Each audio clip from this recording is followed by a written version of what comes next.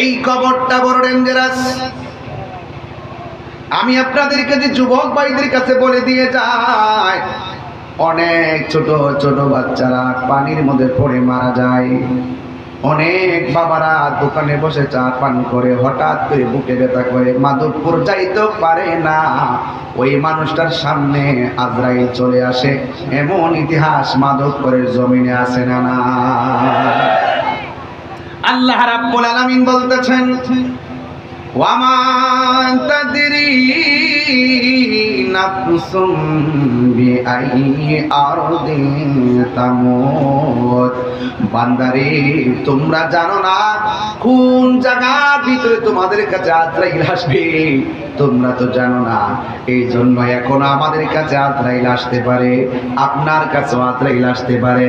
আল্লাহ বলে, বান্দা আমি তোদেরকে মরণ দিয়েছি শুধু পরীক্ষার জন্য। কথা বলেন ঠিক কিনা? এ যুবক, কি দিয়ে আওয়াজ বুঝাবো? শুধু একটা কথা বলে দিয়ে যায়, বর্তমান যুগটা কিন্তু কঠিন হয়ে যাইতেছে। হত্যা, গুম, জুলুম বেড়ে যাইতেছে। এই জন্য আমি আপনি কবরে চলে যাব। ওই কবরের ভিতরে বড় সাংঘাতিক জায়গা। আল্লাহ রাব্বুল আলামিন কোরআনে বলেছেন, মিনহা খালাকনাকুম ওয়া ফিহা নুঈদুকুম ওয়া মিনহা নুখরিজুকুম তারাতান উখরা।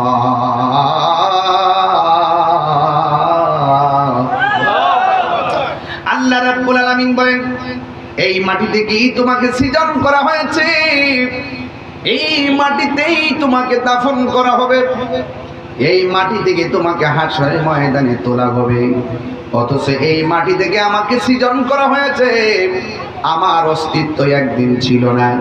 আপনারা জবান খুলে বলেন, অস্তিত্ব দেওয়ার মালিক কে? আল্লাহ রাব্বুল আলামিন কোরআনে বলে দিয়েছেন, কাইফা তাকফুরুনা বিল্লাহি ওয়া কুনতুম আমওয়াতান ফাআহইয়াকুম সুম্মা ইউমীতুকুম সুম্মা ইউহয়িকুম সুম্মা ইলাইহি তুরজাউন।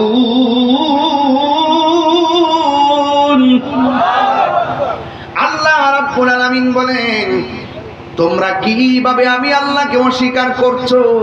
তোমরা ছিলে মুর্দা। জবান খুলে বলেন, জীবন দিয়েছেন কে? এই আওয়াজে মানি না, জবান খুলে বলুন কে? আল্লাহ জীবন দিয়েছেন, জীবন নিয়ে যাবে কে? আল্লাহ বলে, তোমরা কিভাবে আমার নিয়ামতকে অস্বীকার করছো? এই হাতের চামড়া যদি আমি এই দিকে দিতাম, তোমরা গরম ধরতে পারতা না। পায়ের উপরে চামড়া যদি নিচের দিকে দিতাম, তাইলে তোমরা কংক্রিটের মধ্যে হাঁটতে পারতা না। এই চোখের গোড়ায় যদি ছোট্ট ছোট্ট পশমগুলা না দিতাম, বিভিন্ন দুর্ঘটনার শিকার হয়ে যাইতে। আমি আল্লাহ রাব্বুল আলামিন জিহ্বাটাকে যেইভাবে শরীরটাকে শুকনা রাখি, এইভাবে যদি জিহ্বাটাকে শুকনা রাখতাম, তোমরা কথা বলতে পারতা না। আল্লাহ বলে, কাইফা তাকফুরুনা বিল্লাহ,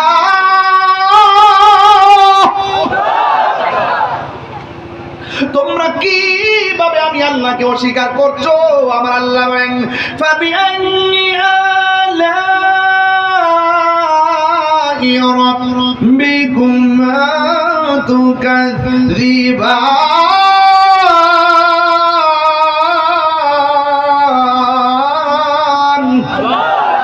বান্দারে, তোমরা কিভাবে আমি আল্লাহর নিয়ামতকে অস্বীকার করছো? আমি আল্লাহ তোর জিহ্বার সব সময় ভিজা রাখি। শুধুমাত্র তাই নয়, রাতের বেলা ঘুমাইলে মাঝে মাঝে মুখটা বন্ধ হয়ে যায়। নাকের ছিদ্র যদি নাকের ভিতরের সঙ্গে কানেকশন না দিত, ঘুমের ঘরে মানুষের শ্বাস পালাইতে অসুবিধা হয়ে যেত। অনেক সময় নাক বন্ধ হয়ে যায়, গভীর রজনীতে মুখটা যদি খোলা না থাকতো, তাইলে ঘুমের ঘরে আপনার মৃত্যু হয়ে যেত। জবান খুলে বলেন, এত সুন্দর অবয়ব নমুনায় আমাকে আপনাকে বানাইছে কে? লাকাদ খালাকনাল ইনসানা ফি আহসানি তাকবীর।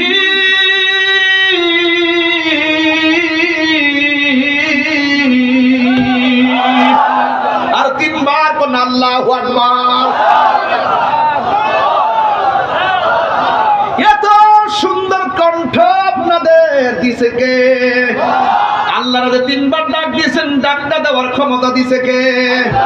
এই জন্য আল্লাহকে বান্দা কেউ কালো হবে ঘৃণা করিস না, কেউ মোটা হবে ঘৃণা করিস না, কেউ লম্বা হবে ঘৃণা করিস না, কেউ খাটো হবে ঘৃণা করিস না, কেউ গরিব হবে ঘৃণা করিস না, কেউ বড়লোক হবে অহংকার করিস না। এই যুবক, কেন কেন বলেছেন আল্লাহ কয় এই বান্দাগুলোরে কেউ বানাই নাই। আফি আইয়ি সূরাতিম মা শাআ রাক্কাবা, এই বান্দাটারে আমি আল্লাহ গলা পর্যন্ত ফেরেশতা দিয়া নকশা বানাইছি, আর বান্দার চেহারাটারে আমি আল্লাহ খলাকতু বিয়াদাইয়া, আমি আল্লাহ আমার নিজের হাত দিয়া বানাইছি। হাত তুলে কোন আল্লাহু আকবার।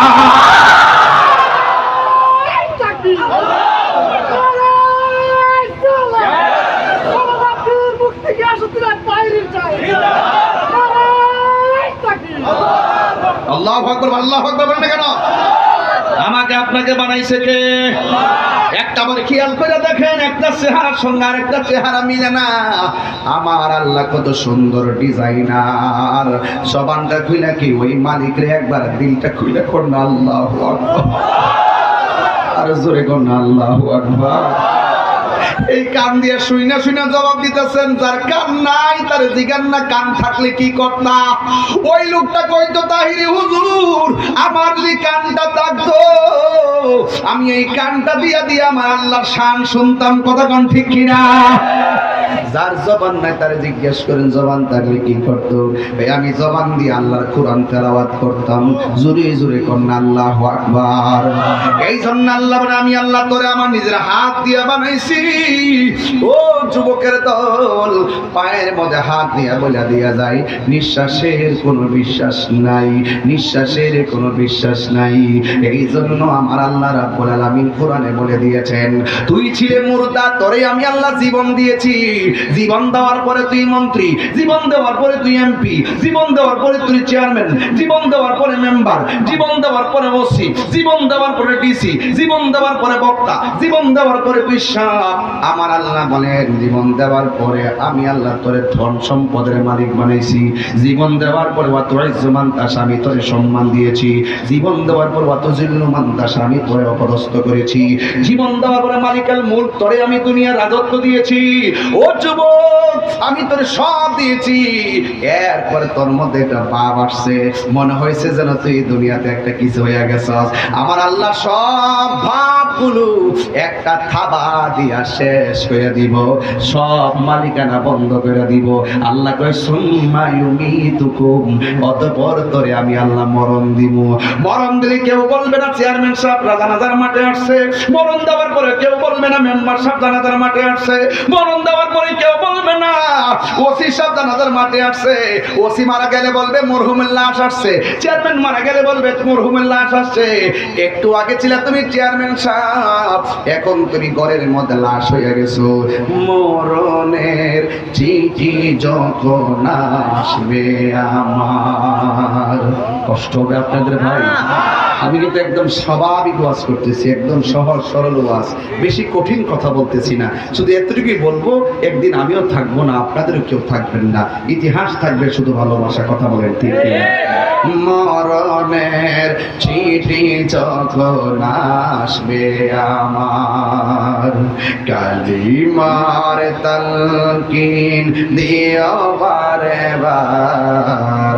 মরণের চিঠি যখন আসবে আমার, কালিমার তালকিন দিও বারে বার। প্রাণ ভরে দেখব চেহারা তোমার, প্রাণ ভরে দেখব চেহারা তোমার। ডেকে নাও রোজা তোমার, রাসূলুল্লাহ কি উপায় হবে আমার, রাসূলুল্লাহ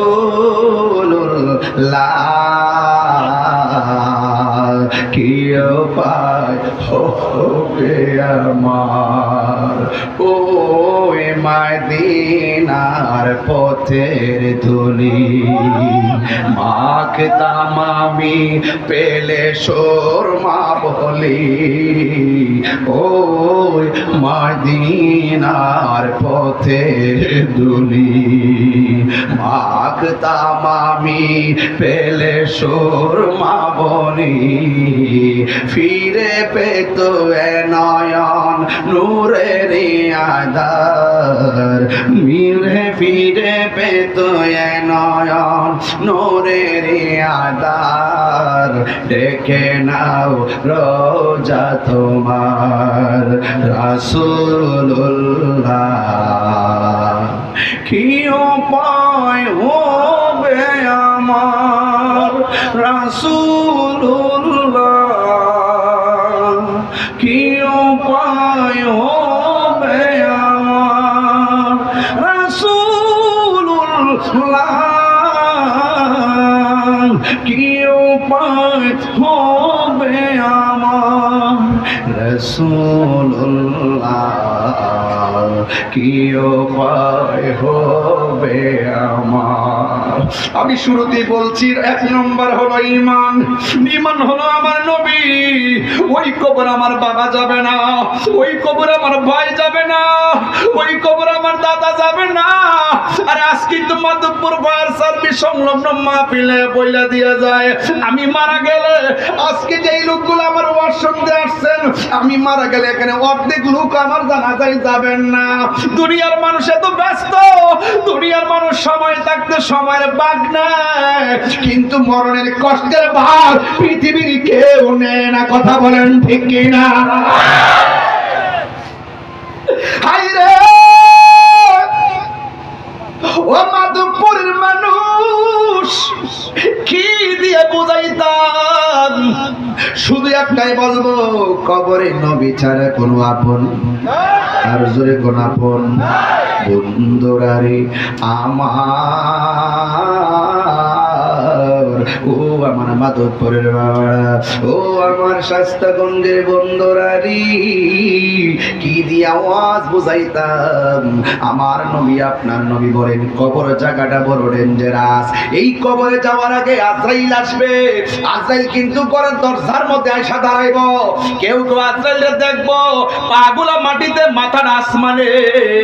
যারা নামাজ পড়ে না তাদের অবস্থা ভয়াবহ হবে, যারা রোজা রাখে না তাদের অবস্থা ভয়াবহ হবে, যারা নবীরে মানে না তাদের অবস্থা ভয়াবহ হবে, যারা বলি আল্লাহ মানে না তাদের অবস্থা ভয়াবহ হবে। খেলায় খেলায় সময় নষ্ট করা যাবে না। যেই কোনো মুহূর্তে আজরাইল আমার ঘরে আসতে পারে কি পারে না? সে যে নামে আজরাইল সঠিক সময় তোমার ঘরে হইব দাখিল। কত কাকতি মিনতি করবা তুমি, রেহাই পাবে না। আজরাইলা শিলে কারো কফিয়তে চলবে না রে মানুষ, কফিয়তে চলবে না। জোরে জোরে কে আল্লাহ আকবার বলা যাবে না। এই জন্য আল্লাহ বলছেন কাইফা তাকফুরুনা বিল্লাহি ওয়া কুনতুম আমওয়াতান ফাআহইয়াকুম। আল্লাহ বলেন তোরে আমি মরণ দিব, মরণ দেওয়ার পর আমি আল্লাহ তোরে আবার জীবন দিব। সুবহানাল্লাহ। সুবহানাল্লাহ। অনেক মানুষ আমার প্রশ্ন করে হুজুর কবরে যাওয়ার পর আমরা বহুত কবর দেখছি, হাড্ডি পাওয়া গেছে, হাড্ডি। কেউ মুরব্বী কবর করলে আবার কবর ডাবল কবর পড়ে না, বিভিন্ন হাড্ডি পাওয়া যায়নি। অনেকে প্রশ্ন করে হুজুর কোরআনের মধ্যে যে বলছে আমার আল্লাহ মরণের পরে আবার কবরে জিন্দা করব, কবরে যে হাড্ডি উড্ডি হয়ে থাকে এটা আবার জিন্দা কেমনে? আল্লাহ আবার কেমনে জিন্দা করবো? আমি তার উত্তর দিলাম তুমি আল্লাহ রাব্বুল আলামিন মরার পরে যে জিন্দা করব এটা নিয়ে আমার প্রশ্ন করলা, অথচ জীবন পড়ার আগে তুমি কি ছিলা এটার প্রশ্ন দি করলা না। যিনি কোনো কিছু না থেকে হা করতে পারে, আমার আল্লাহ হা থেকে না করতে পারে, না থেকে হা করতে পারে। কথা বলেন ঠিক কিনা? কুন ফায়াকুন, আল্লাহ যদি বলে হও হয়ে যাবে। সুবহানাল্লাহ। বড় করে বলেন আল্লাহু আকবার। কবরে গিয়ে জীবন দেওয়া হবে, এটা কি মিথ্যা কথা? কবরে যে জীবন দেওয়া হবে এটা বিশ্বাস করেন কিনা? এটার নাম ঈমান। ঈমান যে কি জিনিস, ঈমানটা পদে পদে আপনার ঈমান লুণ্ঠন করার জন্য, চুরি করার জন্য বহুত লোক ডলার খাওয়ায়া কালার হল দেবার চেষ্টা করব। আপনি যদি টাকা খাইয়া মাল খাইয়া যদি ডাল হইয়া যদি আপনি ঈমান বেচ চালান, তাইলে আমও হারাইবেন, সালাও হারাইবেন, মানে দুনিয়াও হারাইবেন, আখিরাতও হারাইবেন। সুন্নিরা টাকার কাছে ঈমান বিক্রি করে না।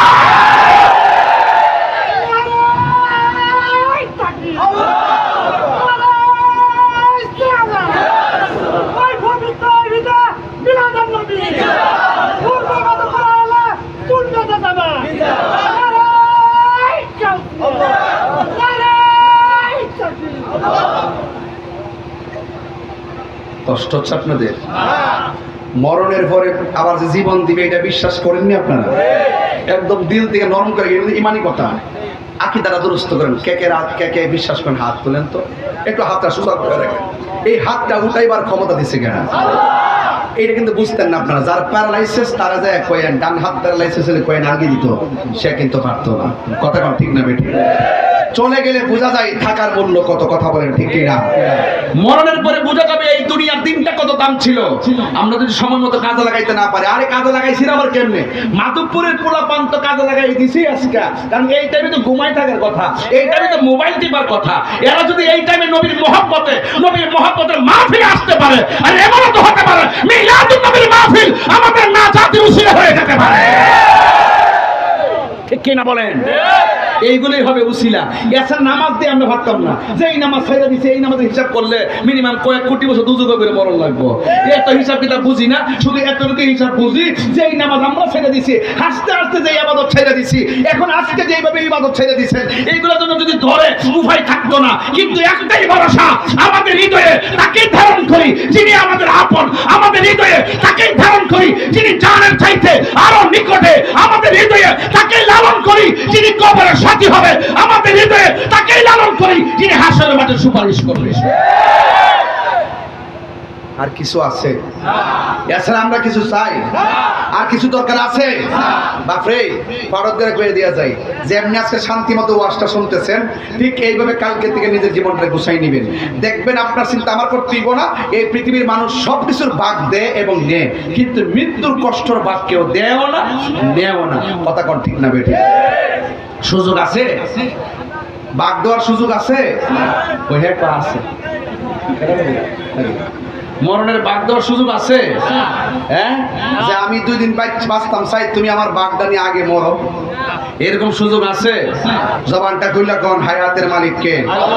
এই আওয়াজে মানি না, জোরে একটু সাউন্ডটা মিষ্টি মিষ্টি করে দিস না, আমার তো জানতে পারিতেছিল। কারণ নাই না? ও আচ্ছা আচ্ছা, যাক কারণ নাই, আচ্ছা ঠিক আছে। তাহলে আপনার একদম জবানটা খুললে কোন তো আল্লাহু আকবার, ইয়া রাসূলুল্লাহ, ইয়া ওয়ালি আল্লাহ। নামাজ চাই কি চাই না? রোজা দরকার আছে কিনা? মা বাবার খেদমত দরকার আছে কিনা? মাঝে মাঝে ইয়াবা খাবার দরকার আছে কিনা? সাবধান করে দিলাম, এই জবান দিয়ে আল্লাহর জিকির করব, এই জবান দিয়ে হারাম ঢুকাইতাম না। সবচেয়ে মানুষ হেফাজত হলো যার জবানটা হেফাজত। মান সালিমাল মুসলিমুনা মিন লিসানিহি ওয়া ইয়াদিহি, যার হাত এবং জবান থেকে মানুষ নিরাপদ, সেই মানুষটাই হলো মুসলমান। কথা কম ঠিক? ফেসবুকে মন্দ লেখা যাবে, কাউকে খারাপ কমেন্টস করা যাবে, একদিন আপনি চলে যাবেন, এইগুলো থেকে যাবে। মনে রাখবেন, কেউ কাউকে গালি দিলে সেটা থেকে যায়। আপনি যদি কারো বাবা মাকে গালি দেন, এই গালি আপনার নিজের বাবা মার উপরে পড়বে, এটাই বাস্তব। কথা বলেন ঠিক কিনা? তাইলে আওয়াজ করে বলুন, ইজ্জতের মালিক কে? হায়াতের মালিক কে? এই জীবনটা দিছে কে? একটা জবানও বন্ধ রাখবেন না, মহব্বতে মায়ার সুরে বলুন সুবহানাল্লাহ। ও বন্ধুরে আমার, ও মাধবপুরের বাবারা, আমার আল্লাহ রাব্বুল আলামিন বলে সুম্মা ইউমিতুকুম, আমি আল্লাহ তোরে থাবা মাইরা দুনিয়ার মালিকানা শেষ করে দিমু, জমিদারি শেষ করে দিমু, সব কিছু আমি শেষ করে দিমু। পরের জায়গা পরের জমিন ঘর বানায় আমি রই, আবার কয় না যে আমি বেশি বেশি গজল গাইতেছি। আপনারা একটা সমস্যা কি গাইলেও সমস্যা, না গাইলেও সমস্যা, এই জন্য আমি ওয়াজের লোকে মিলাই মিলাই গাইতেছি, কথা ঠিক কি না? পরে জায়গা পরে জমিন ঘর বানায় আমি রই, মাশাআল্লাহ পরের জায়গা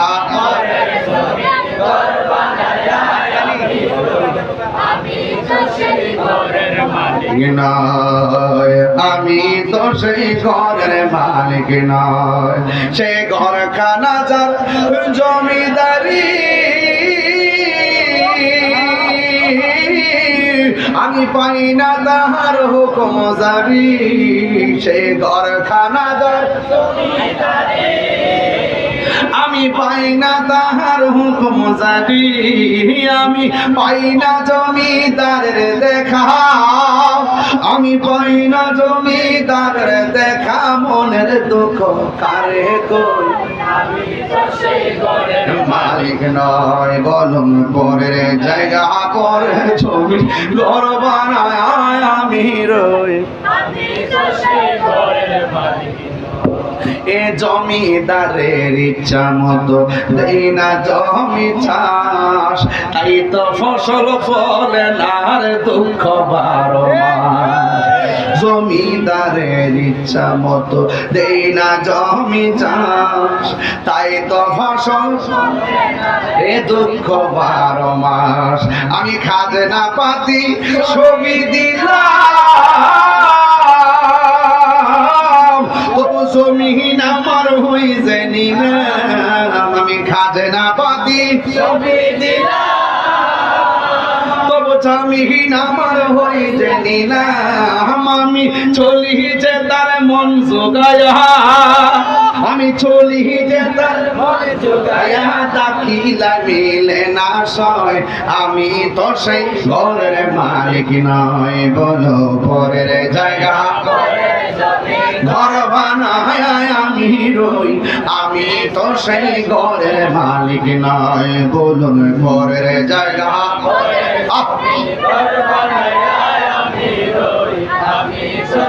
ঘরের মালিক নয়, একটা জবান বন্ধ রাখবেন না, মহব্বতে মায়ার সুরে বলুন সুবহানাল্লাহ।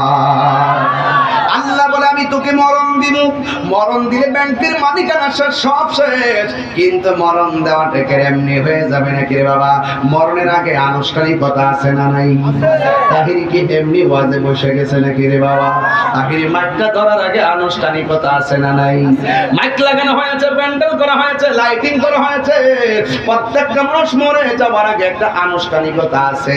আমার নবী আপনার নবী বলে রূহটা নেওয়ার আগে সবচাইতে মানুষের ভয়ঙ্কর আনুষ্ঠানিকতার নাম হলো সাকরাতুল মউত। সাকরাতুল মউত, সাকরাতুল মউত এর মানে আমরা বুঝি না। আপনি মনে করতেছেন আজরাইলের রূহটা নিয়ে গেছে হঠাৎ করে, না না, আমার নবী বলে প্রত্যেকটা মানুষ রূহটা যাওয়ার আগে মরণের একটা জ্বালা শুরু হয়ে যাবে, জ্বালা যন্ত্রণা শুরু হয়ে যাবে, এমন ভাবে তারে আজরাইলে দাউডা মারব রে, তার পাশে মা বসা চিনবে না, তার পাশে বাবা বসা চিনবে না, তার পাশে ডাক্তার বসা চিনবে না। এই আজরাইলে এমন ভাবে দাওয়া মারবো, কেউ পায়খানা কইরা বিছনা বাসায় ফেলাইব, কেউ প্রস্রাব কইরা বিছনা বাসায় ফেলাইব, কারো রগগুলা টাস টাস করে চিরে যাইব, রগটা যখন ডিসকানেক্ট হয়ে যাইব, ডাক্তার বলবে স্যালাইন ঢুকে না, আল্লাহু আকবার বলবা কেন? আয় রে গাছটিকা পইরা পাটা ভাঙ্গা গেলে এক্সরা কাছে গেলে এক্সরা মেশিনে ধরা পড়ে, কিন্তু আজরাইলের ধাওয়া মাইরা যে আসাইরা মুরাইয়া হাড্ডিগুলা তছনছ করে ফেলাইব, এটা ধরার কোনো এক্সট্রা মেশিন দুনিয়ার জমিনে তৈয়ার হয় নাই। আজরাইলে এমন একটা ধাও মারব, আমার নবী কয় আজরাইলের দাওটা শুই না এমন তৃষ্ণার্ত হয়ে যাবে, সারা দুনিয়ার পানি যদি মুখের মধ্যে দেয় এরপরে তার পানি তৃষ্ণা মিটবে না। মা কইব পুত্রে কি হইছে? পুতে দুন্দুরে ছায়া রইছে। বাপি কইবে পুত্রে তোর কি মনটা খারাপ? দুন্দুরে তাকায় রইছে। কোথায় তাকায় রইছে? ওই ঘরের দরজার ভিতরে আজরাইল এত বড় বড় চোখ নিয়া, এত বিশাল বডি নিয়ে এমন ভাবে ধাও মারতেছে, আল্লাহু আকবার, এমন ভাবে ধাও মারতেছে, কিন্তু তার জবান বন্ধ হয়ে গেছে, মুখটা বলতে পারে না, হাতটা বন্ধ হয়ে গেছে, হাতটা লড়াইতে পারে না। দেখবেন ম্যাক্সিমাম মানুষ মরণের আগে সব অবসর হয়ে যায়। হাতের ফেরেশতা চলে যায়, হাত লড়াইতে পারে না। পায়ের ফেরেশতা চলে যায়, পা লড়াইতে পারে না। চোখের ফেরেশতা চলে যায়, চোখ খুলতে পারে না। কানের ফেরেশতা চলে যায়, কান দিয়া শুনে না। নাকের ফেরেশতা চলে যায়, নাক দিয়ে শ্বাস বের হয় না। কেন? কারণ প্রত্যেকটা বডির মধ্যে আমার আল্লাহ এক একটা ফেরেশতা বানায় বানায় রাখছে। এই যে হাতটা লড়াইতাছি, একটা ফেরেশতা লাগায় রাখছে, তুমি হাত লড়াইবা। এমন ভাবে সব ফেরেশতারা যখন মাধবপুরে ফায়ার সার্ভিসের আশিকিন জাকিরিন মুহিব্বিনদের কাছ থেকে বিদায় নিয়ে নিবে, তখন তুমি হাত লড়াইতে পারবে না। সাদের জীবন আস্তে আস্তে নিস্তেজ হয়ে যাইতেছে। তোমার মার কথা মন থাকবে না, বন্ধুর কথা মন থাকবে না, ওই ব্যাংকের টাকার কথা মন থাকবে না। শুধুমাত্র বলবা আল্লাহ আর পারি না। যদি আপনি ইমানদার হতে পারেন, আল্লাহ বলবে আজরাইল আমার পাগলের কাছে যাও। ওই আজরাইল পাগলের দরবারে আসবে, দরজার মধ্যে আয়েশা বলবে সালাম দিয়ে ভিতরে ঢুইকা আঙ্গুলগুলা দিয়ে মাথার চুলের মধ্যে আশ্রইব। তখন কানের কাছে আজরাইলের মুখটা লাগাইয়া কইব একটু পরে আপনার রূহটা লইয়া যাবো। এবার ইমানদার ডাক দিয়া বলবে দেরি করতেছেন কি লাইগা? তাড়াতাড়ি রূহটা লইয়া যান, আমার আল্লাহর সঙ্গে আর নবীর সঙ্গে দিদারের জন্য মনটা পাগল পাগল হইয়া রইছে। আর বড় করে কোন ইয়া রাসূলুল্লাহ। এবার আল্লাহ ডাক দিয়া বলবে ও জান্নাতের ফেরেশতা, জান্নাত থেকে সাদা একটা টুকরা কাগজ লইয়া যা, আর একটা আতরের বোতল লইয়া যা। ওই আতরের বোতল আর সাদা কাপড়টা লইয়া কোথায় যাবো আল্লাহ? কইব মাধবপুরে, কথার কথা বলতেছি। যদি মাধবপুরের ইমানদার হয় আল্লাহ তো এটাই বলবে যা যা যা, আমার একটা প্রেমিক বান্দা মাধবপুর জমিনে এমন গ্রামের এমন ঘরের মধ্যে আছে, আজরাইল ভিতরে ঢুইকা গেছে। ওই বান্দার চোখটা যতটুকু দূরে যায়, তার চোখের সামনে যাইয়া দাঁড়ায় থাকবি কাপড়টা লইয়া। আজরাইলে যখন রূহটা কাইরা নিব, নেওয়ার সাথে সাথে জান্নাতের কাপড় দিয়া তুই এই রূহটারে বান্ডিং করে ফালাইবি। ও যুবকের দল, এবার ওই ফেরেশতাটা ঘরের দরজার মধ্যে দাঁড়াইব, আর আজরাইলে ঘরের ভিতরে সার্জারি করার জন্য মুমিনের সঙ্গে প্রেমের আলাপ শুরু করে দিছে। তাড়াতাড়ি রূহটা লইয়া যান, কারণ আদ-দুনিয়া সিজনুল মুমিন, এই দুনিয়াটা মুমিনের জন্য জেলখানা, আখিরাতটা হলো বালাখানা। আমার আর দুনিয়া ভালো লাগে না, বেঈমান শুধু দুনিয়া দুনিয়া কয়, আর প্রেমিকগুলা কয় দুনিয়া আমার ভালো লাগে না। আমার আল্লাহর সঙ্গে দিদারের জন্য মনটা পাগল হয়ে রইছে, নবীর জন্য দিদারের জন্য মনটা পাগল পাগল হয়ে রইছে। আজরাইলে এমন ভাবে রূহটারে সার্জারি করব, মায়ের স্তন থেকে সন্তান যেমনে দুধ পান কইরা ঘুমায়া যায়, ঠিক এমন ভাবে ইমানদার রূহটা নিয়ে যাবে, যারা পরিমাণ টের পাবে না। সবাই বলবে কিলো আমার বাবার হাত দিল রে না, আমার বাবার পাও দিল রে না। আমার নবী আপনার নবী বলে একটা মানুষ মারা যাওয়ার পরে যদি দেখো তার চেহারাটা হলুদ হলুদ ভাব হয়ে রয়েছে, মনে রাখবা তার মরণটা আমি নবীর কালিমা পড়তে পড়তে মরণ হয়েছে। একটা মানুষ মারা যাওয়ার পরে যদি দেখো তার কফনটা কাঁপতেছে, মনে রাখবা এই লোকটা আমি নবীর সঙ্গে দিদারের মাধ্যমে মরণ হয়েছে।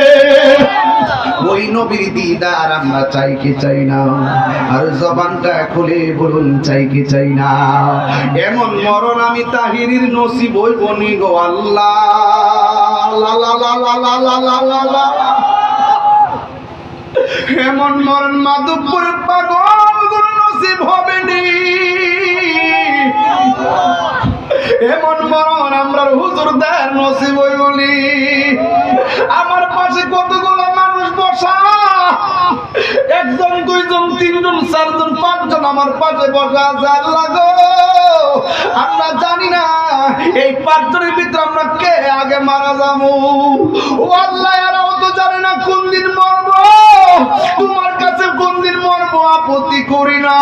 ও আল্লাহ, যেই দিন আমরা সাকরাতুল মউতে মরে যাব, যেই দিন মালাকুল মউত আজরাইল আমাদের সামনে এসে যাবে গো, ওই কঠিন মুসিবতের সময় এত জীবনে নবী নবী কইরা কাঁদছি, এত নবীর শান গাইছি, এত নবীর গান গাইছি, নবীর লইয়া এতগুলো বাতিলের সঙ্গে মোকাবেলা করছি, এরপর এর বিনিময়ে শুধু একটা জিনিস চাই।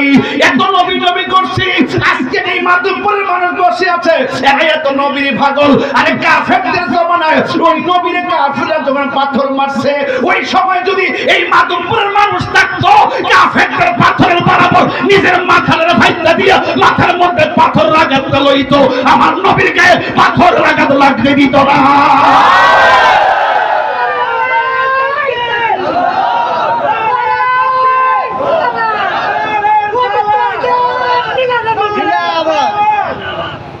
হে রাসূল, তোমায় ভালোবাসি, অন্তরে শুধুই মুখে না, জান্নাতের আশায় নয় হে রাসূল, জাহান্নাম কে ডরি না। সুবহানাল্লাহ বলবেন না? তোমায় পাবার আশায় মন ছুটে যায় মদিনায়, তোমায়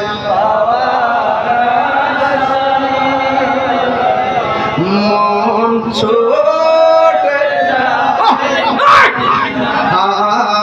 হে আদমের সুর যদি শুনে থাকো, একেবার দিদার দাও না। হে আশিকের সুর যদি শুনে থাকো, একেবার দেখা দাও না। হে রাসূল, তোমায় ভালোবাসি, অন্তরে শুধুই মুখে না, জান্নাতের আশায় নয় হে রাসূল, জাহান্নাম কে ডরি না। তোমায় পাবার আশায় মন ছুটে যায় মদিনায়, তোমায় দেখার আশায় মন নাই।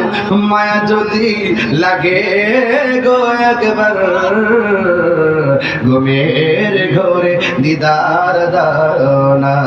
সবাই হে রাসূল, তোমায় ভালোবাসি, অন্তর শুধুই মুখে না, জান্নাতের আশায় নয় হে রাসূল, জাহান্নাম কে ডরি না। একটা জবান বন্ধ রাখবেন না, দিলটা নরম করে বলেন ইয়া রাসূলুল্লাহ।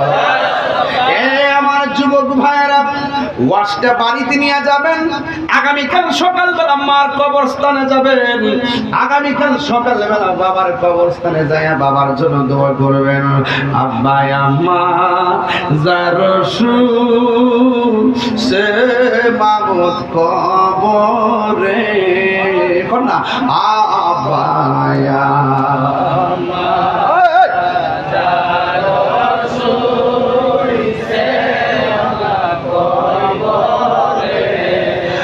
মাফু করে দাও দয়াল নবী মেরে খায় বন্দনায় রে আল্লাহ এই সবারটা মিলে কোন আল্লাহ বন্দনায় রে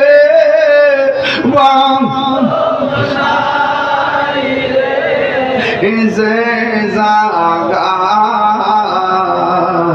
সে জাগারি বন্ধু নামি মুস্তাফা সে জাগারি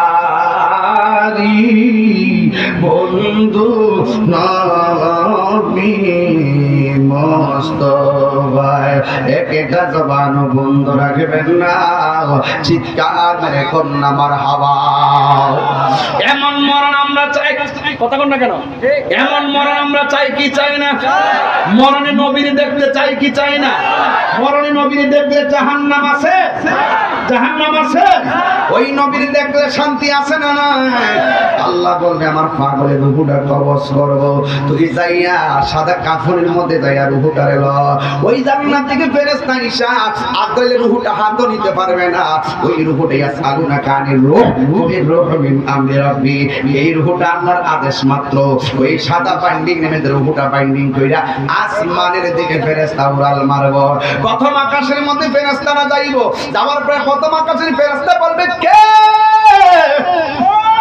কই আমি হইলাম ফেরেশতা কই তোমার হাতের মধ্যে কি এত সুন্দর গান লাগতেছে কারণটা কি কই তুমি চিনো না এটা এমন জমিনের এমকের রূহটা এমন জমিনের এমক রূহ যেই মাত্র মুমিনের কথা শুনবে তখন মুমিনকে ফেরেশতা সালাম দিবে এরপরে দ্বিতীয় আসমানের মধ্যে যাবে এই দিক দিয়ে রূহটা এই দিক দিয়ে মানিক মেয়ের লাশটারে বাইন্ডিং করার জন্য মাধবপুরের বাজারে কাফন আনতে যাবে আল্লাহর রূহটারে বাইন্ডিং কইরা লইয়া গেছে আর আমরা সবাই দেহটারে বাইন্ডিং করবার লাগিয়া কাফনের কাপড় আনতে মাধবপুরে বাজারে গেলাম মাধবপুরে বাজারে কাফন আনলাম আইনা বডিটারে ফেসাইতেছি গোসল করাইতেছি গোসল টোসল করাইয়া কাঠের মধ্যে শুয়াইয়া সুন্দর করে আমরা তারে নিয়ে যাবো সাজিয়ে গুজিয়ে দেমরে সজনি তোরা সাজিয়ে গুজিয়ে দেমরে সাজিয়ে গুজিয়ে দেমরে সজনি তোরা সাজিয়ে গুজিয়ে দেমরে বড়ই পাতার গরম জলে শুয়ায়া মশারির তলে বড়ই পাতার গরম জলে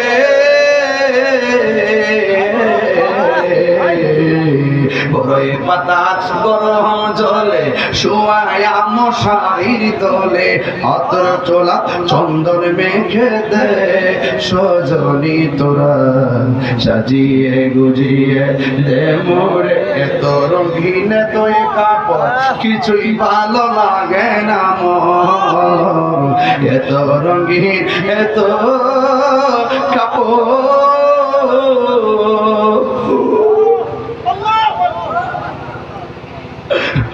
মার কাপড় সুকেজের মধ্যে পয়লা রইছে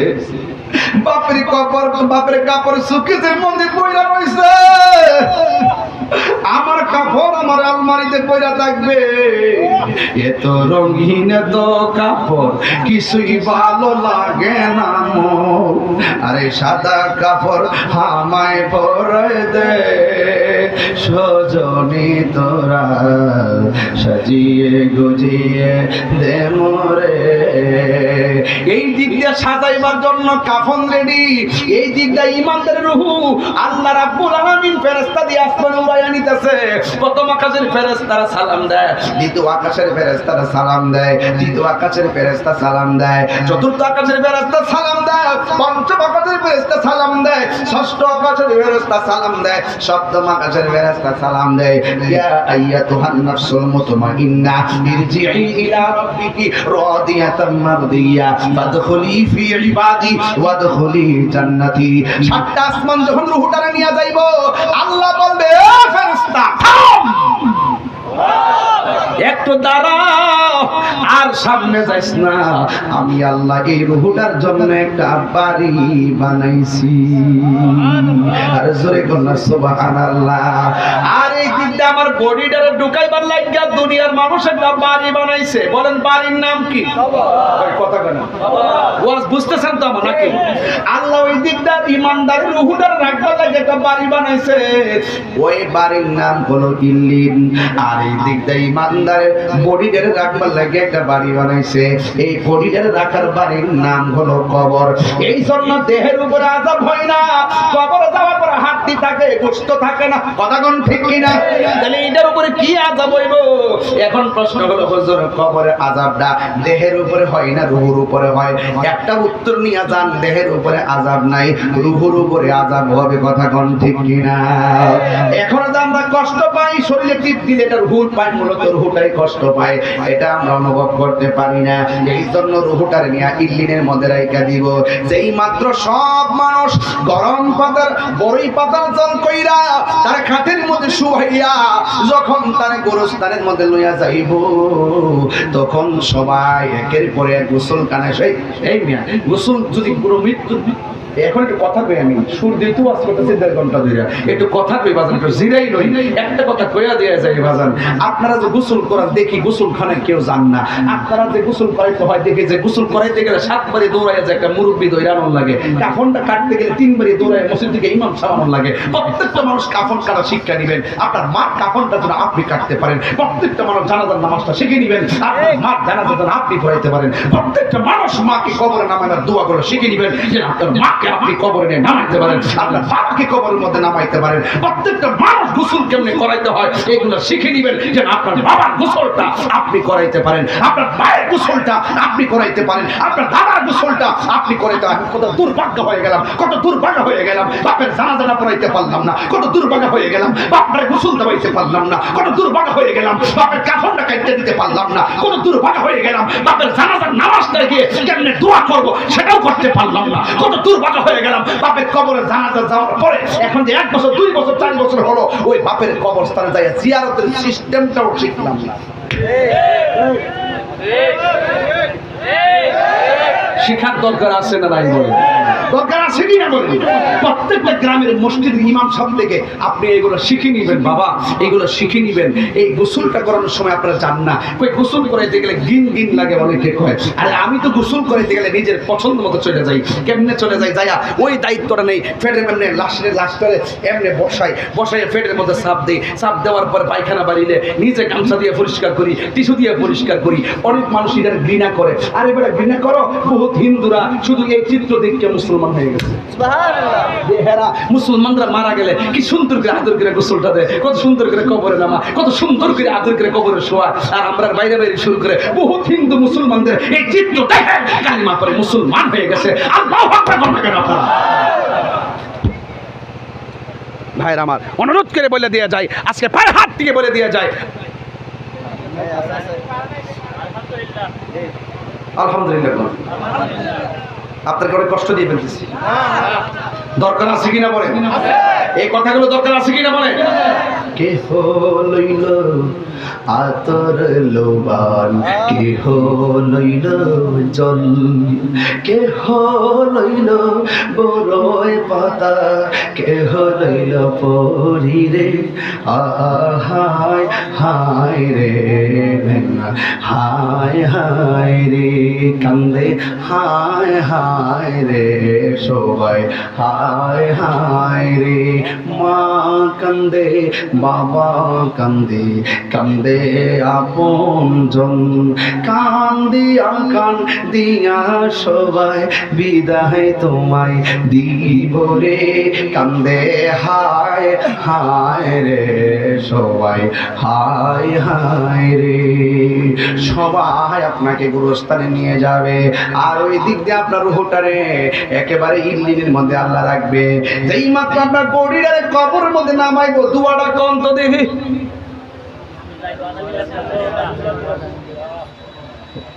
দোয়াটা কর না।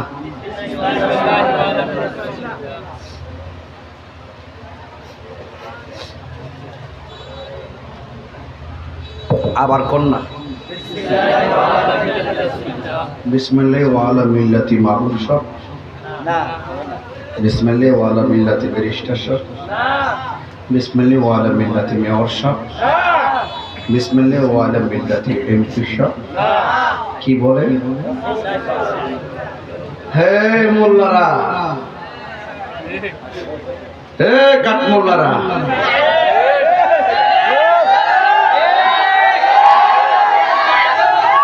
নবীর লয়ে ঠেলাঠেলি করো। কবর হামদা দিলে কিন্তু নবীর স্লোগানটা দিয়া কবরে রাহল লাগে, কথা কোন ঠিক না? সিন্নি খাইলা কার দ্বারা মোল্লা ছিলাম, এখন আওয়াজ হবে। এতক্ষণ ওয়াজ করছি, ওয়াজ এইভাবে ওয়াজ করি না, দিল থেকে ওয়াজ করছি। নবী ছাড়া কোনো কবর উপায় আছে বাবা? বলেন বিসমিল্লাহি। আমার যুবক পোলাপান্ডি কই? আপনার থাকলেই চলবে, আপনার থাকলে আছেন তো সবাই ইনশাআল্লাহ? বলেন বিসমিল্লাহি। আরো বড় করে একটু বাস দেন না, বিসমিল্লাহি ওয়া আলা মিল্লাতি রাসূলিল্লাহ, বিসমিল্লাহি ওয়া আলা মিল্লাতি রাসূলিল্লাহ, বিসমিল্লাহি ওয়া আলা মিল্লাতি রাসূলিল্লাহ। সারা জীবন নবীর লোকে হুড়ুর হুড়ুর করছো, আর কবর হামরার সময় নবীর স্লোগানটা দিয়া কবর তোয়ার লাগে। সুজা হইব তো হইবা, সাপের মতো মরার পরে সুজা হইব, আর কি এর আগে বেহা বেহা থাকবো। নবীর লেটালেটি করো, মিলাদুন নবী নিয়ে লেগে যাও, মারামারি করো, এইগুলো আর কইরো না। আর কত করবা? মনে মনে ভাবছিলাম যে আলেমদের বুঝি বহুদিন পরে একটা সুযোগ আইছে, হয়তো বা তার সাথে আমরা একটা সমস্যা আছে, আমরা তার আছে, হয়তো মনে করছিলাম যে আমরা একটা বৃহৎ স্বার্থে আমরা ঐক্যবদ্ধ হইয়া এবার মনে হয় রাজপথ থেকে মসজিদে যাওয়ার সুযোগ আছে। যেভাবে মাজার ভাঙা শুরু করছে, মসজিদে আগুন লাগানো শুরু করছে, গুরুস্থানে আগুন দেওয়া শুরু করছে, মিলাদুন নবীতে নবীর ভালোবাসার অনুষ্ঠানে যেইভাবে আগুন ধরানো শুরু করছে আর মারামারি শুরু করছে, আমার মনে হয় রাজপথ থেকে মসজিদে যাওয়া সম্ভব না, কোথায় গজব আসতেছে।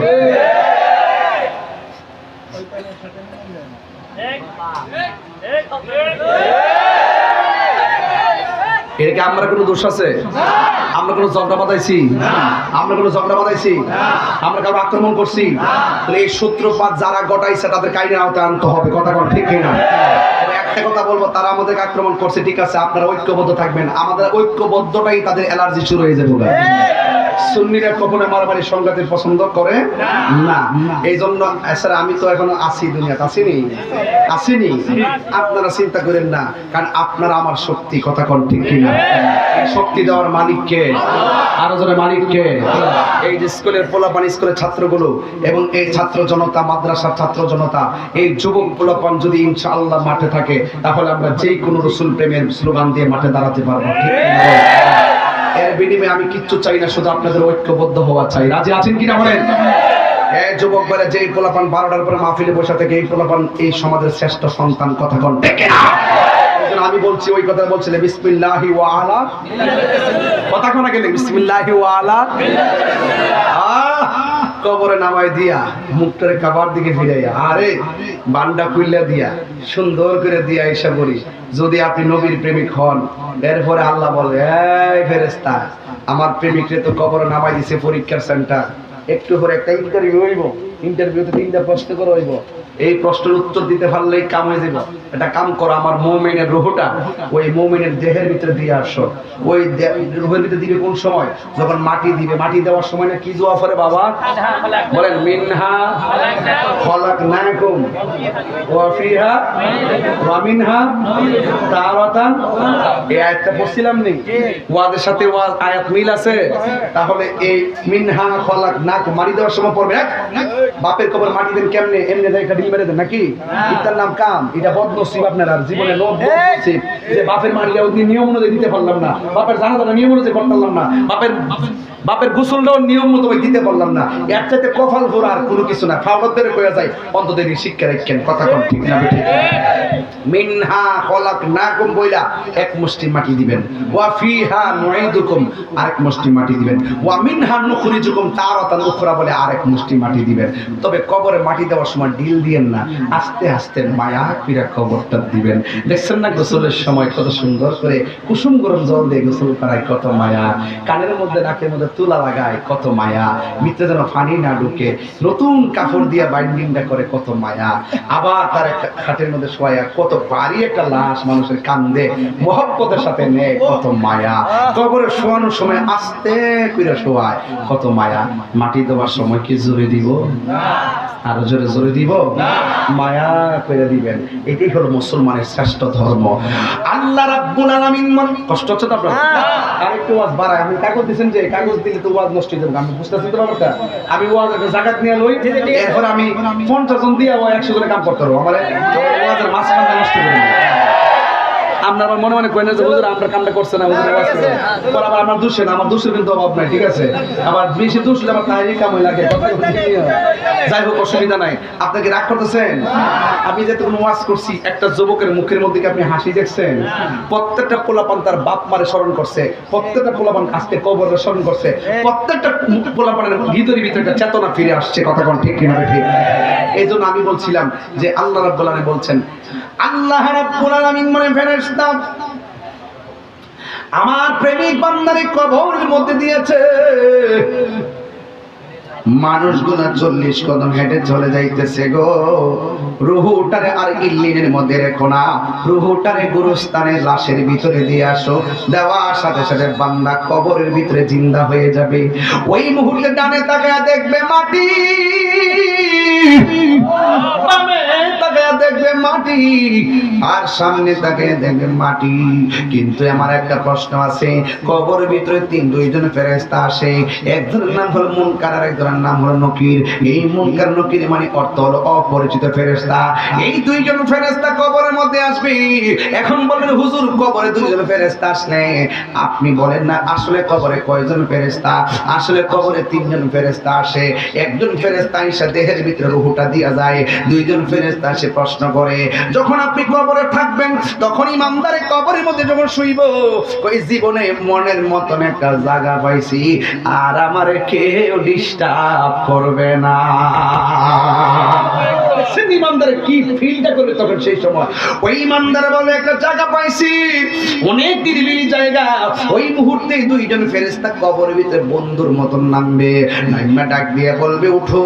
এবার তারে উঠাইবে, উঠাইয়া সুন্দর করে বসাবে, সুন্দর করে বসাইয়া বলবে আমার রব্বুকা, তোমার রবকে। সে মুচকি হাসি দিয়ে বলবে রব্বি আল্লাহ। এরপরে বলবে ওয়ামা দীনুকা, তোমার ধর্ম কি?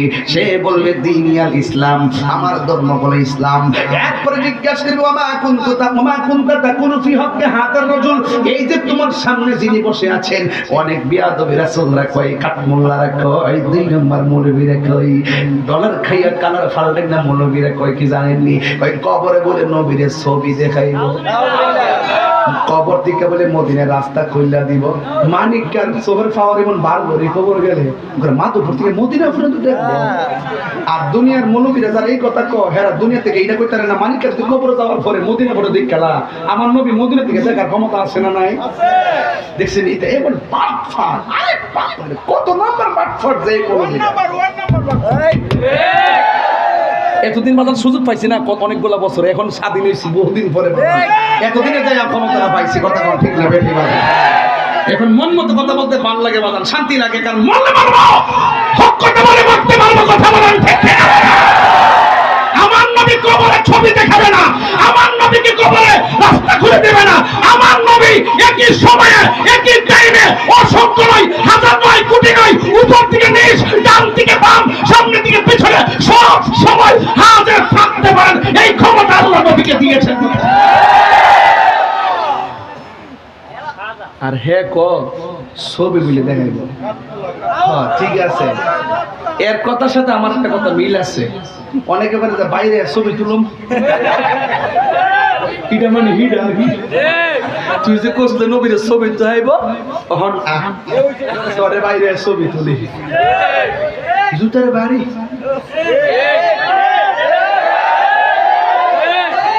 আগুনের জুতো, আগুনের জুতো দিয়ে বাড়ি, সে বলবে আমাকে বাঁচাও।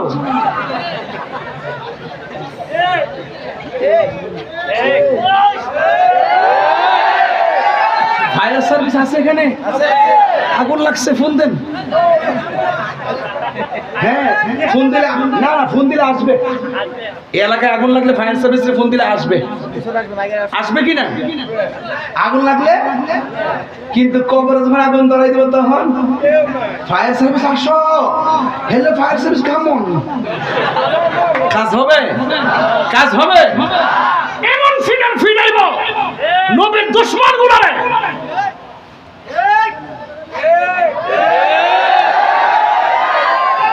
আচ্ছা বাদ দেন, আমার বাইর থেকে সিলেন না, দেশের পরিস্থিতি ভালো। আমি কইছি যে দেশের পরিস্থিতি কি আমি জানি না, তবে নবীর পক্ষে কথা কোন যা সব সময়। নবীর পক্ষে কথা কইলে যারা এটার বিরুদ্ধে চল করবে হেরার পতন আছে, আর যারা নবীর মহব্বতকে ভালোবাসবে তাদের কপালে সৌভাগ্য আছে। অসুবিধা নাই। আচ্ছা এখন একটা উত্তর দেন, আমি কি আপনাদের কাউরে কোনো গালি দিছি? না। কাউরে কটাক্ষ করছি? না। কারণ নাম লয়ে কিছু কইছি? না। যারা ক তারা ওই, যারা ক তো কবরের নবী কি ছবি দেখাবো না, সশরীরে আসবো। আরো জোরে থাকার ক্ষমতা নবী দিচ্ছে কেন? একবার একটা হুজুর একটা গুরুস্থানে যদি একসঙ্গে 100 লাশ দাফন করা হয়, একই টাইমে যদি মুনকার নকির আসে, একই টাইমে কি 40টা কবরে 100 কবরে কি নবী থাকা সম্ভব? এর আমি সম্ভব করে জীবন মানত না। একবার কেমনে একই টাইমে প্রশ্ন করবো একরকম, তাহলে সকল কবর থাকবো কেমনে? আপনি এনে কইবেন, মনে করবেন মাধবপুরের ব্রিজটা তীক্ষা একটা বাস 100 জন লোক লইয়া পানির মধ্যে হয়েছে, একই টাইমে হকলি মারা গেছে। এক আজরাইল কেমনে এর রূহ কবজ করলো? হ্যাঁ হাসা হইতো কিছু লোক আছে দলিল দিয়ে কাম না, হ্যাঁ বোঝান লাগে। আর ওই সাহাবীর চাইতে কোটি কোটি গুণ, নবীর চাইতে কোটি কোটি গুণ পাওয়ার, এমন হইতে হইতে নবীর এমন পাওয়ার যার শক্তিকে আমার আল্লাহ নিজেই গোপন নাই।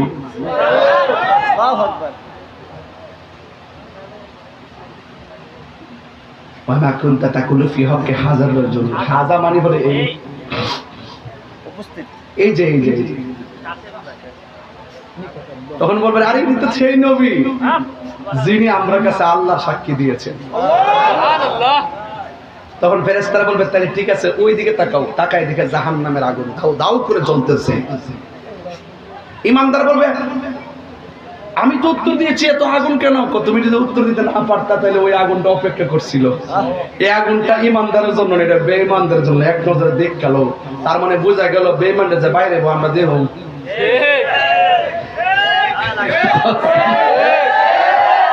কথা বলেন ঠিক কি না বলেন? যারা পরিমাণ নবী সম্পর্কে যার সন্দেহ থাকবে সে কখনো মুমিন হতে পারে না। তখন তাকে প্রশ্নের উত্তর দেওয়ার পরে আল্লাহ বলবে, এ ফেরেশতা আমার বান্দা তো পাস করছে, জান্নাত থেকে একটা গালিচা নিয়ে আসো, মাটির বিছনা থাকবো কেমনে?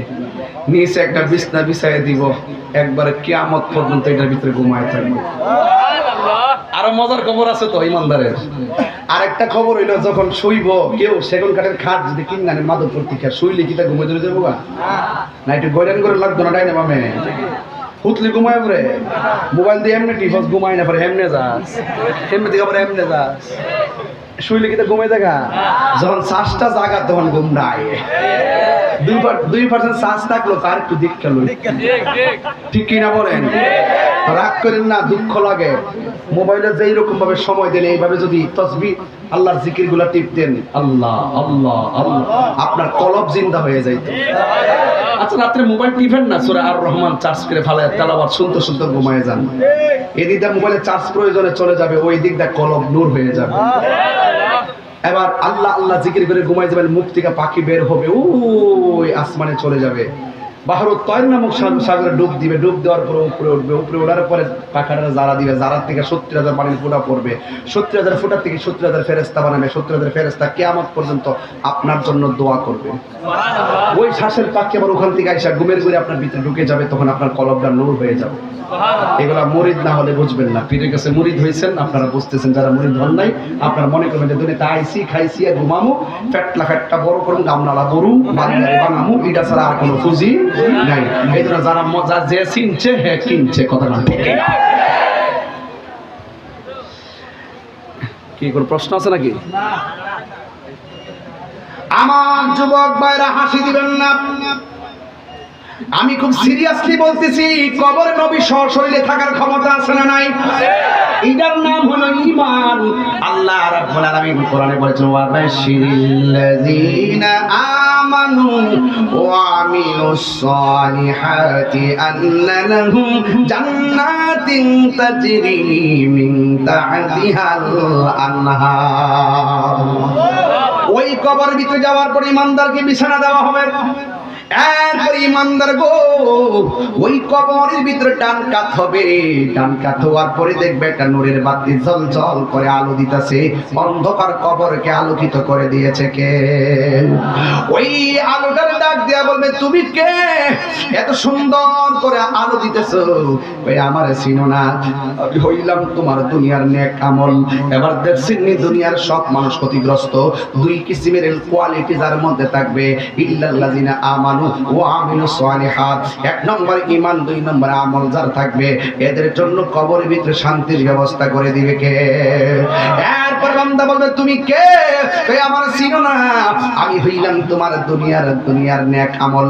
এরপরে বান্দা আবার বাম পাশে যাবে। বাম পাশে যাইয়া দেখবে আরেকটা নূরের বাতি তার আলো দিতেছে। জিজ্ঞেস করবে, তুমি কে গো? কই আমার তুমি চিনো না?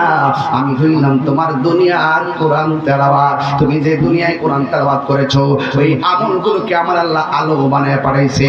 তার মানে হলো মুনকার নাকিরের প্রশ্ন হলো ঈমান। এখানে ধরা খাইয়া গেলে হাসরের ময়দানে ধরা হয়ে যাবেন। এই তিনটা প্রশ্নের উত্তর দিতে পারলে আপনি কবরের ভিতরে ঘুমায় থাকবেন, আজীবন পর্যন্ত ঘুমায় থাকবেন, কোটি কোটি বছর ঘুমায় থাকবেন। যখন ইসরাফিল আলাইহিস সালাম সিংহে ফু মারবে, তখন ইমানদার মাদকপুরি গুরুস্থান থেকে বলবে, হাই রে, এই মাত্র ঘুমাইলাম, কেডা আমার ঘুম থেকে জাগ্রত করলো? দেখছেন নি, কোটি কোটি বছর পার হয়ে গেছে। ইমানদার নবীর পাগলগুলো যারা পরিমাণ কোনো টের পাই নাই। এই জন্য আমার নবী ছাড়া কোনো উপায় নাই। ওই কবরের ভিতরে যদি নবীর মহব্বত না নিয়ে যান, আপনার প্রশ্ন করা হবে, মার রাব্বুকা, আপনি বলবেন আমি জানি না। ওয়া মা দীনুকা, আপনি বলবেন আমি জানি না। ওয়া মা কুনতা তাকুলু ফি হাক্কা হাযার রাজুল, আপনি বলবেন আমি নামই শুনি নাই। তখন তার একটা রাস্তা দেখাইবো, সে তাকায়া দেখবে জান্নাতের বাগিচা দেখা যায়। এবার সে অনেক খুশি হইয়া যাবে। এরপরে ফেরেশতারা বলবেন, না না, তুমি যদি উত্তর দিতে পারতা, ওই জান্নাতের গালিচায় শুইতে পারতা। কিন্তু উত্তর দিতে পারো না, তোমার পিছন দিক দিয়ে তাকাও। এবার পিছন দিক দিয়ে তাকাবে, তাকায়া দেখবে দাউ দাউ করে আগুন জ্বলতেছে। আমার নবী, আপনার নবী বলে, আমি যখন মেরাজের মধ্যে গিয়েছি, আমি সব চাইতে বেশি কষ্ট দেখেছি কবরের আযাব। কবরের আযাব, বেনামাজি কবর গেলে তিনটা শাস্তি একদম অবধারিত। এক নম্বর, কবরটারে একদম খাটো করে দেওয়া হবে। ডান পাশের মাটি আর বাম পাশের মাটি এমন জোরে আপনারে চাপা মারবে, ডান পাশের হাড্ডিগুলো বাম পাশের ভিতরে ঢুকে যাবে, বাম পাশের হাড্ডিগুলো ডান পাশের ভিতরে ঢুকে যাবে। এরপরে আপনি আল্লাহরে বলবেন, আল্লাহ, দুনিয়াতে তুমি আমার পাঠাও, আমরা নামাজ ছাড়তাম না, বেনামাজি হইয়া কবরে আসলে এত কষ্ট হবে। আগে যদি জানতাম কোনদিন আর এমন নামাজ না পড়ে আসতাম না। বেনামাজির কবরে প্রথম শাস্তি হলো কবরটারে খাটো করে দেওয়া হবে। দুই নম্বর শাস্তি হলো কবরের ভিতরে জাহান্নামের আগুন ধরিয়ে দেওয়া হবে। তিন নম্বর শাস্তি হলো ওই কবরের ভিতরে সাপ বিচ্ছু দেওয়া হবে। একদিন না, দুই দিন না, হাজার হাজার বছর আপনি কবরে এমন ভাবে কষ্টে থাকবেন, এই আযাব আমাদের সহ্য হবে না। ও আল্লাহ, এই কবর আযাব আমরা সহ্য করতে পারবো না। জীবনে যত নামাজ ছাইড়া দিছি, আল্লাহ তওবা করলাম, আর আমরা নামাজ ছাড়বো না। জীবনে আমরা মারে কষ্ট দিছি, আজকে তওবা করলাম, মারে কোনোদিন কষ্ট দিব না। জীবনে বাপরে অনেক কষ্ট দিছি, আজকে তওবা করলাম, কোনোদিন মাকে বাবাকে কষ্ট দিব না।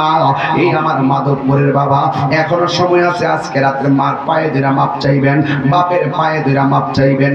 আর কোনোদিন আব্বা গো আপনার মনে কষ্ট দিব না, মা গো তোমার মনে কষ্ট দিব না। এখানে অনেক মানুষ আছে, হুজুর বাপ মা বেঁচে থাকতে বাপ মার সম্মান করে বিদায় দিতে পারি নাই, আজকে আমরা এতিম বানাইয়া মা বাপ কবরে শুয়ে গেছে, তাদেরকে আমি পায়ে ধরে বইলা দিয়া যাই, আগামীকাল কি বার?